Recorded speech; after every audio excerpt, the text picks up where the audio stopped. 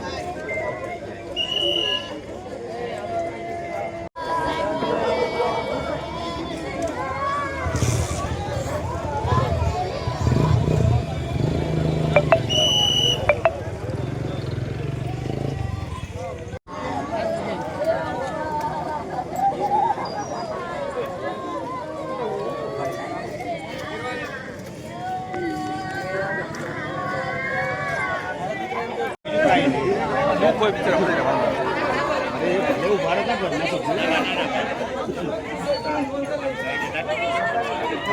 અંદર ઠકાઈ